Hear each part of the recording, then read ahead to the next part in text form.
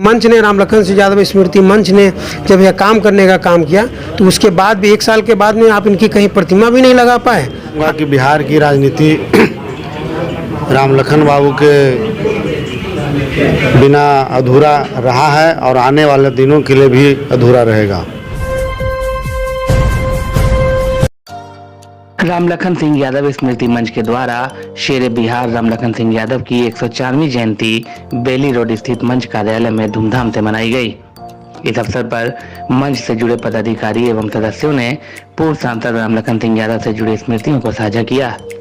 वहीं मंच के अध्यक्ष, शिक्षाविद व समाजसेवी डॉक्टर रवि रंजन ने कहा कि रामलखन सिंह यादव जिस सम्मान के हकदार थे उन्हें वो सम्मान आज तक नहीं मिला। इतने बड़ी छवि को, इतने बड़े महापुरुष को, इनकी मृत्यु 2006 में हुई और उसके मरणोपरांत 16 वर्षों के बाद तक में भी सरकार के द्वारा इनकी कोई सुधि नहीं ली गई। जब हम लोगों ने सरकार का ध्यान इस ओर आकृष्ट कराया और पटना के कृष्ण मेमोरियल हॉल में एक बड़े कार्यक्रम के माध्यम से सरकार को हम लोगों ने संदेश देने का काम किया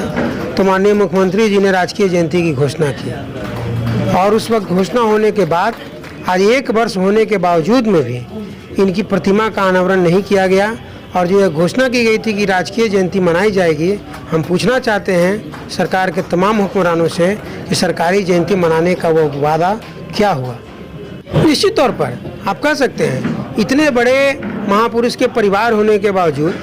आप इतने बड़े शख्सियत के उत्तराधिकारी हैं, आप उनकी मृत्यु 2006 में हुई और उसके बाद 2022 तक में आप लोग कहाँ सो गए थे। समाज के अंदर में पूरे बिहार ही नहीं, समग्र बिहार झारखंड के बीच में काम करने वाले, शिक्षा के क्षेत्र में गरीबों गुरबों के बीच में काम करने वाले इतनी बड़ी छवि को एक राजकीय सम्मान का भी आप लोग एक दर्जा नहीं दिला पाए। और जब इस मंच ने, रामलखन सिंह यादव स्मृति मंच ने जब यह काम करने का काम किया तो उसके बाद भी 1 साल के बाद में आप इनकी कहीं प्रतिमा भी नहीं लगा पाए। आखिर क्या चाहते हैं? अब कितना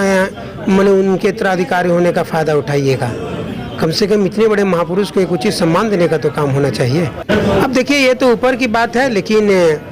हम लोगों के पास में भी जो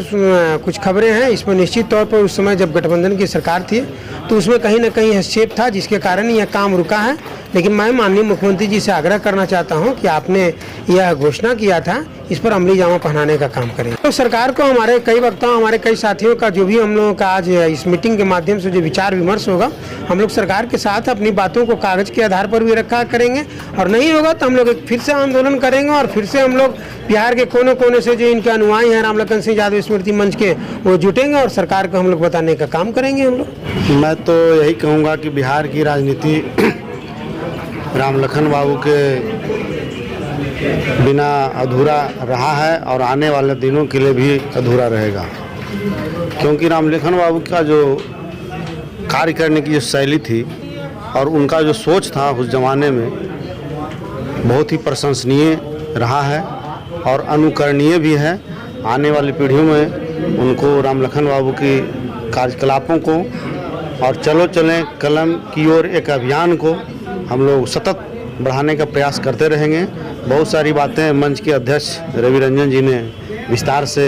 अपने संबोधन के दरमियान कहा है,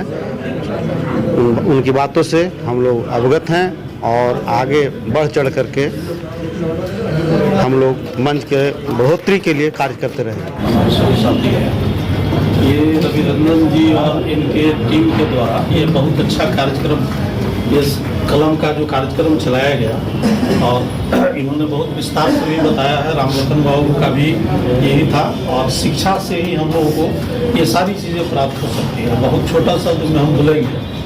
कि धारा बेच देंगे, गगन बेच देंगे, कली बेच देंगे, समुद्र बेच देंगे, कलम के पुजारी अगर सो गए तो वतन के पुजारी को कर देंगे।